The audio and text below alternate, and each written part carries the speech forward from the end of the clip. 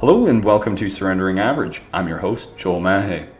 Today's episode is titled The Power of Humility and Curiosity. And as always, I will share my stories and examples of how humility and curiosity has amplified and benefited my life, as well as how to improve our levels of humility and curiosity.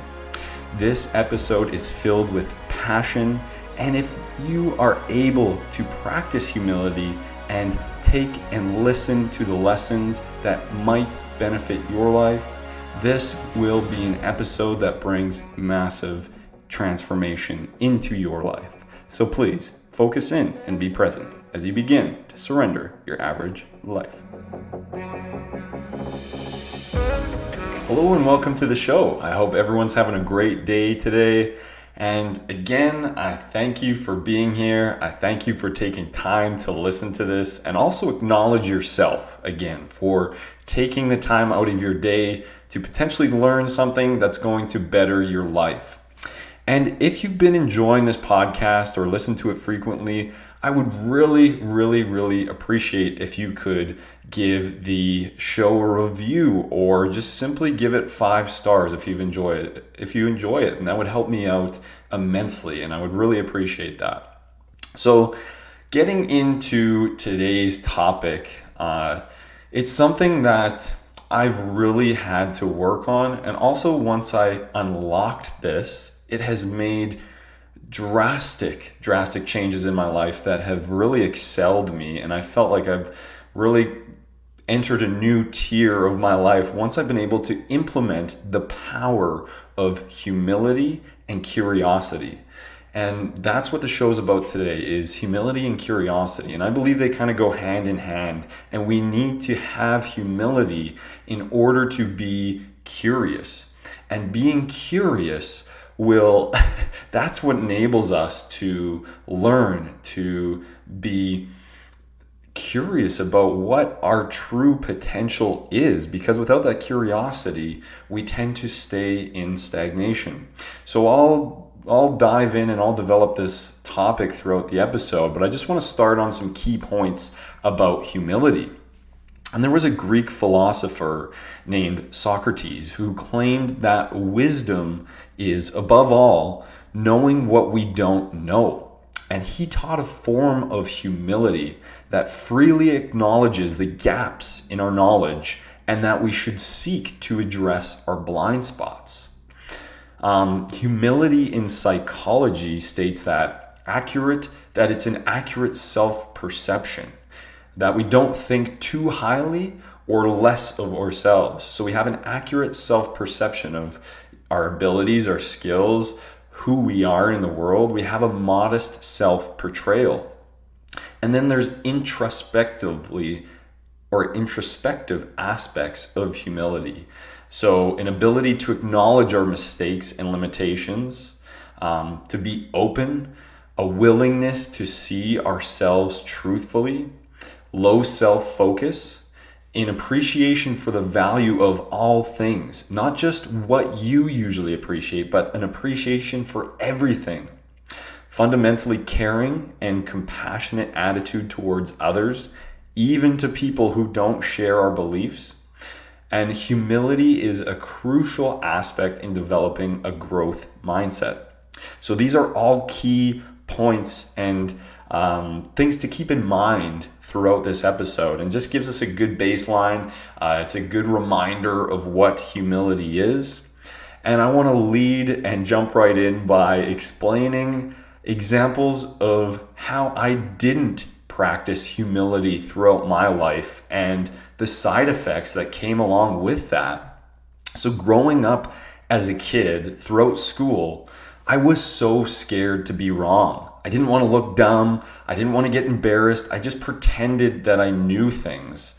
I would never ask questions, and I just pretended I knew the answer without wanting to actually understand how to figure out that answer, how to come up with that answer. That wasn't important to me. What was important to me was not looking dumb, not standing out in the crowd, not raising my hand because I didn't know. I just wanted to fit in. I didn't want to be wrong. And fitting in and not looking dumb was more important to me than humility.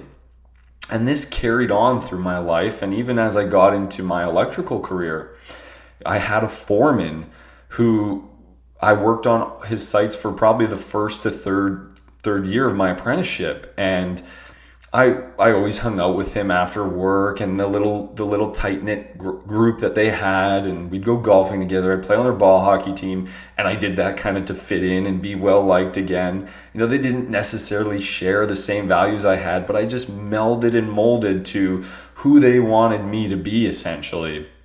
And something he did at work was, and he was a very smart guy, he was actually really intelligent, but every time an apprentice or someone would come ask him a question, as soon as they would leave to our tightly knit group, he'd say, wow, what an idiot. How does he not know this? And he would just talk about how, quote unquote, dumb this person was for asking a question. So, of course, I just shrivel up, and every time I didn't know something, there's no way I would ever ask a question. I would just pretend I knew something. If he would ask me to go do something, I'd quickly search or ask somebody else what that meant. But I was terrified to ask the questions. I didn't have the humility to say, hey, I don't know. Can I learn? Let me be curious about how to solve this problem. But it was always, once again, pretending that I knew the answers to appear a certain way. So I spent years pretending I knew things when I didn't. My whole life, essentially from a young kid. That was just instilled into me. Don't stand out, pretend you know. And that's more important than actually seeking to understand why something is that way. So because I spent years doing this, that led me to overcompensating, trying to prove myself in the later years, such as making sure Jess or my friends or my family knew that I knew something when I thought I knew something. And that led for me to have difficulty in admitting when I was wrong. I felt like I needed to prove I had the best answers. And I really, because I lived my whole life this way, that just led to this overcompensation. I need to be right. I have the answers. My way is the best way. And that just molded me into this personality trait where I just was not exemplifying humility at all. It just led to that overcompensation. That's what tends to happen when we deprive ourselves of something. We tend to overcompensate to hide that up or to make up for that. And I felt like I needed to prove that I always had the best answers. And truthfully, I'm still working on this balance. I'm still working on not, I have all the answers. My way is the best way, especially in my relationship. In my day-to-day living with Jess, I have to practice humility, practice being humble of that I don't know. I don't have the best way of doing things, and that I should be learning. I should be open to new ways of thinking and doing. So as you can imagine, my past experiences and this overcompensation led me to have poor levels of humility leading up to essentially this point in my life. I had a very difficult time learning from others. It didn't help that I had many selfish tendencies mixed with being a very stubborn person. I was super stubborn. And I also thought everything in my life was fixed, meaning I thought I am who I am and there's nothing that can change that. I believed my intellectual intelligence, my skill set, my emotional intelligence, my interests, I believe those were all fixed aspects of my life. In essence, I believed that I was hardwired this way. I was born into this, and this is just me. This is my wiring. There's nothing that can change this. And I thought, how can I learn from others if I have different beliefs, different values, a different identity than them? Oh yeah, and my way is the best way. So carrying this mindset, carrying this belief system, there was no way that I was able to practice humility in my life. But this all began to drastically change when I was forced into challenging this mindset when I did get into a relationship with Jess. So as I've mentioned in previous episodes and kind of shared my journey, I really had to challenge that. I am not the way I am, and that there is a way to formulate a new identity. There is a way to think in different ways than I was actually thinking. And I began to open up to the idea that I don't need to be a fixed individual stuck in my ways for my whole life. Once I could believe in that idea, I began to implement humility, to learn and be curious about other ways of thinking and being.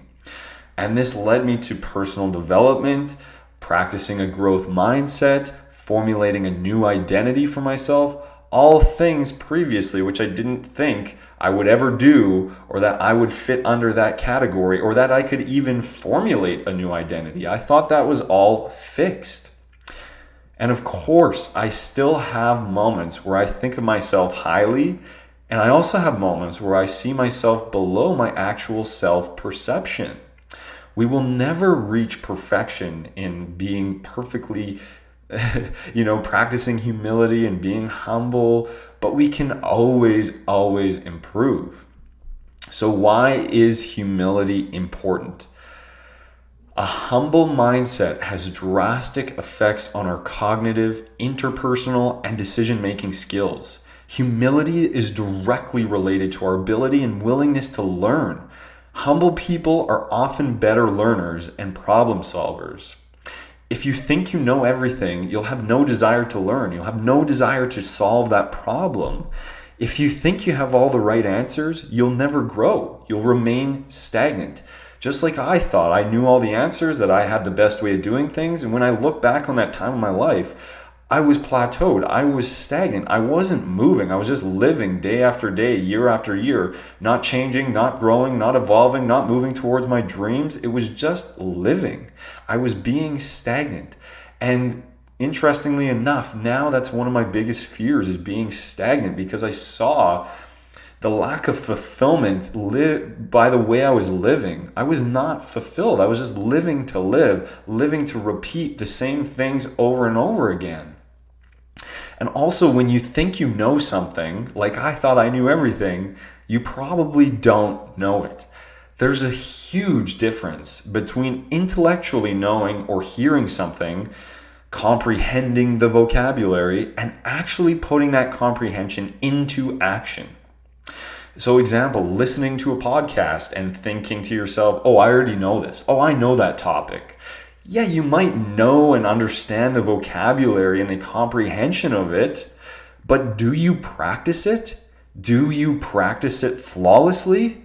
Probably not. Wisdom comes from being, not knowing.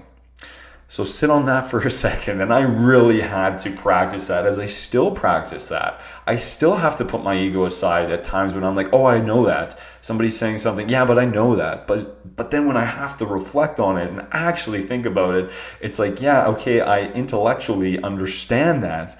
But am I practicing that? Am I practicing that on a flawless level? Absolutely not. There's always room for improvement. There's always room to become that, not just to know about that. So how do we improve our levels of humility? So first, we need to realize our own self-worth and truly value ourselves. We don't need to prove ourselves. We need to stop trying to prove ourselves. I always felt and still feel the need to prove myself in some circumstances and situations. I'm really working on doing things for the sake of my own self-worth now, my own relationships, and my values. I'm really working on pivoting out of trying to prove myself. I don't know why that I think that's embedded within all of us. We're trying to prove ourselves. We're trying to show that we have X, Y, and Z. But once I really started to change that frame of reference and needed to prove myself to myself for my own self-worth, to the relationships, to Jess, and for my values, it all began to change. And once we really realized that no one really cares what we're doing, they might care for a second or a minute, but no one's hawking in and looking at your life more than they're looking at their own lives. And we just need to realize that to truly value ourselves and our own self-worth. Don't overinflate yourself, or else just such as my examples. When I was overinflating myself and when I thought I knew all the answers, I was staying in stagnation. Don't believe the notion that you have the best way of doing things. Always stay open and carry the belief that there is always something to learn. You don't have all the answers, and I certainly don't have all the answers. There's always something to learn. Practice a team mentality. We are in this together and can all learn from one another. Succeed as a team, not as an individual. Learn from others and share with others. During these past few years, I've learned so much from others by reading books, listening to podcasts, even listening to friends and other people talk. I listen to understand. I listen to hear. I listen with curiosity, and in turn, I learn something. And then as a revolving holistic cycle, I also share my knowledge. I share it on the podcast. Everything I'm learning, my journey, I'm openly sharing it in hopes that people can learn, that people can have the humility to learn and put their ego aside and say, hey, I can learn something here. I'm not doing this podcast to prove to people that I know something that others don't know. I'm sharing things that I've learned. I haven't come up with this stuff. I've learned this stuff and implemented it in my life. I've seen a drastic difference and change, and it's moved me towards that new identity that I am trying to step into, that new role, that new version of myself, moving my life towards my dreams. And I just simply want to share that, hoping that everyone out there has the humility to digest it, saying, hey, there's something to learn here, and there's something I can implement in my life. It's also important to treat people as equals. Put everyone on the same playing field. If people don't share your beliefs, don't look down on them or think you are better than them. There's probably a lot you can learn from the beliefs that they live by. And that doesn't mean you need to live by them. That can just opening your mind to different possibilities, opening your mind to different ways of thinking. Your way doesn't need to be the best way. And I caught myself falling into this trap when I started to improve my life in a holistic manner, especially in the health and fitness category. I would almost put myself on a pedestal looking down and saying, how are people not working out or eating this way? They should be doing this. And I was putting myself on a pedestal, and I realized there's literally no benefit to this. How is this serving anyone? How is this serving me? I know why I'm living in a healthy, holistic manner, and that's for me. That's for my self-worth. That's for my beliefs. That's for my values. That's for my life vision, and that's why it's important. Who gives a shit what other people are? I don't need to think of myself more than or less than other people. We just need to look at ourselves based on our own self-worth and don't put ourselves on a pedestal. We need to increase our awareness of the frequency that you might be complaining about other people. Usually we complain because we're triggered by them, because we don't share the same perception on how we view the world. We don't see things the same way as other people, and that might trigger us. And that doesn't make them wrong and you right, or vice versa. There's simply a different viewpoint here. Remember, nothing good comes from complaining. So let's increase our awareness on the frequency we complain about other people, because that does not serve us, and that will also help us with humility. And probably the biggest one, put our ego down. We don't need to be right. Put the ego down, be curious, and learn. So being humble and facing the fact that we don't have all the answers. And guess what? No single person on this planet has all the answers. Answers are formed by coming up with our own truths and our own answers. There's no right answer for anyone. Nobody has the answer. We only have the answers for ourselves and for our own internal truths. And curiosity, when we're humble and we implement humility, we can be curious. This is when curiosity can enter our life. And curiosity is the secret sauce to a fulfilled life with passion and excitement. At the start of my transformation process, after reading that first book that got it all going, Breaking the Habit of Being Yourself by Dr. Joe Dispenza, I literally thought to myself when I closed that book, I said, oh my God, what else don't I know? It was the biggest aha moment.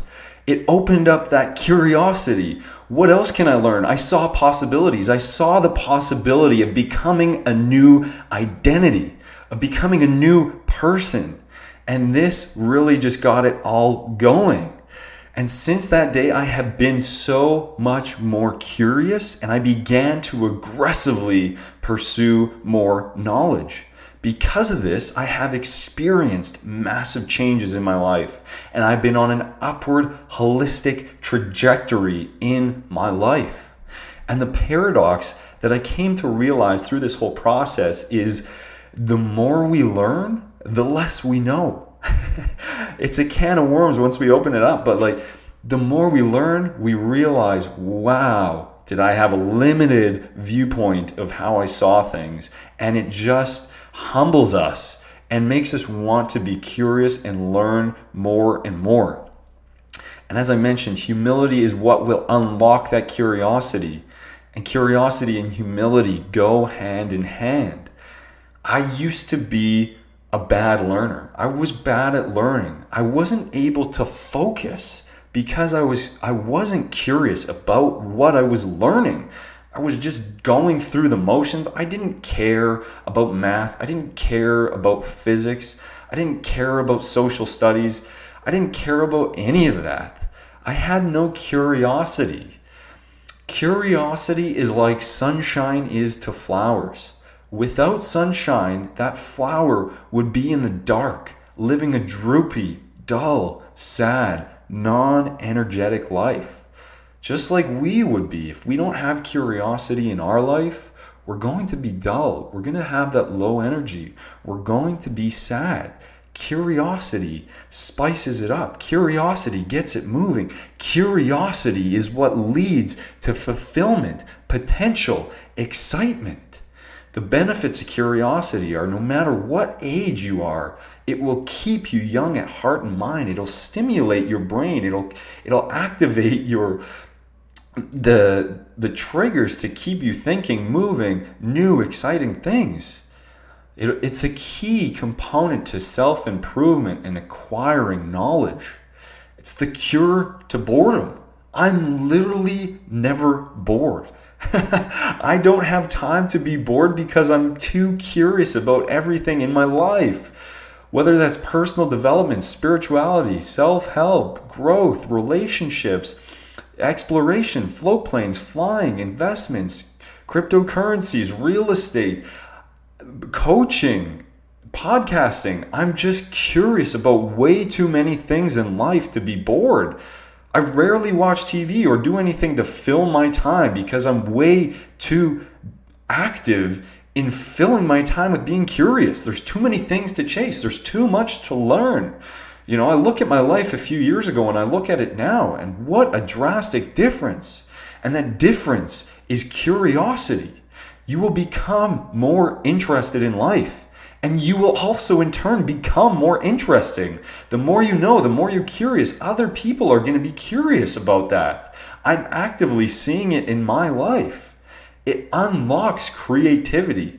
I used to believe I wasn't a creative individual. Now I always feel inspired and creative when I'm coaching, podcasting, writing notes. When I'm creative in investments, problem solving.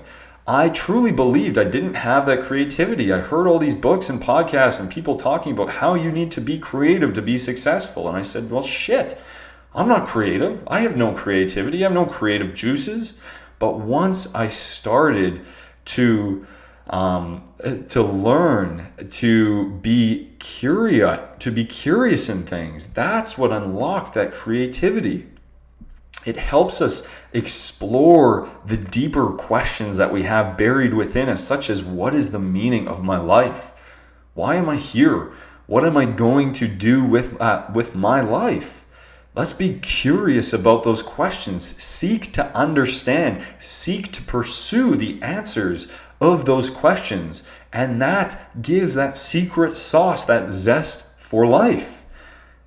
It leads to excitement, joy, new experiences. Curiosity leads to adventure, exploration, having that childlike curiosity. Think about how much more fun and joyful life was as a child, for many of us anyways. We didn't think about all the problems all the time. We were just curious. We were adventuring. Why limit ourselves? Why shut that off in our life now? It will lead us to new experiences and insights. So as you can see, there's so many benefits, and I'm extremely passionate and believe in the pursuit of curiosity. But how do we develop this curiosity? Well, we practice humility. Everything we talked about at the start of this episode, practicing humility will open and unlock that door to be curious. We should try new things, trial and error. For me, personal development, spirituality, self-help, I previously would have never thought that this is something I would have been even interested in, remotely interested in. I would have thought this is all BS. I was so far on the opposite spectrum of anything I'm doing now. But I wouldn't have known unless I tried it out, if I genuinely gave it a trial and error, if I gave it the space, the time, and the belief that this could help me. That's how we become curious. We have to try it. We're not going to know until we try it. We need to ask questions. Develop a learning and learner's mindset. Always ask questions. Don't be scared to ask questions. Seek to understand. Don't seek to pretend like you have the answers. Pretend like you know so you can fit in. I did that my whole life, and I am finished with doing that. And I highly recommend you do the same. We need to strive to develop that growth mindset. Learn. What can I learn? How can I be better? How can I move forward? How can I evolve into that new identity, into that growth mindset? We need to dream to develop curiosity. Dream bigger than you are right now. What could be possible in your life? Dreaming is free. Curious will lead to our desire to learn. Being curious. Learning gives us the knowledge, and knowledge can enable us to take the necessary actions to move in the directions of our dreams. It's a process. Dream. Don't stay stuck in the dreaming mentality. Oh, wouldn't life be nice if I had this? Dream, think big, and then believe it's possible. Be curious about that dream, and when you're curious about it, you'll want to learn. And when you learn about it, you'll be prepared and backed with the skill set and knowledge that will enable you to take the necessary action steps to progress you closer to your dreams. It is a process, and if followed, everyone can accomplish their dreams. We need to work at removing limitations in our life. Stop saying I can't and ask, how can I? Be holistically healthy in order to have the desire to be curious. If we're not healthy, if we're not on that, if our mind, our body, and spirit isn't on that level to be able to have the necessary energy to be curious, we need to have energy to be curious. So we need to be holistically healthy, mind, body, spirit, to enable us to even be curious. Without that, we're going to have lower vibrations of energy throughout our days. We're not even going to want to be curious. So there's a whole dynamic at play here, and we really need to be practicing healthy habits to be able to even access that curiosity. And view the world as a classroom versus a candy shop. When we view the world as a candy shop, we're just looking for those quick hits. What's the most exciting? What's the best thing I can do? And we get those quick hits of dopamine, and we're just always constantly searching for the next one. Instead of viewing life as a classroom, what am I here to learn about? What am I here to be curious about? That is where fulfillment comes in. That curiosity, that zest for life. It's a prolonged dopamine hit. Our whole life can be revolving around this gradual release of dopamine rather than the quick hit of that instant tasty candy in the candy shop. And think about everything you want in life. Now, instead of wishing you magically had those things, read about them, study them. When you learn, you will become more curious, and that will lead you to the results you are seeking. Well, that is my rant for the day. As you can see, I'm very passionate about humility and curiosity. I'm still actively working on humility every day. It's something I still struggle with, but I see the benefits of amplifying that in my life, and I have clearly seen the benefits of being curious about life. It has just skyrocketed my trajectory, and I hope that each and every one of you can practice humility today and take something from this episode to try to implement it in your life, and you will surrender your average life.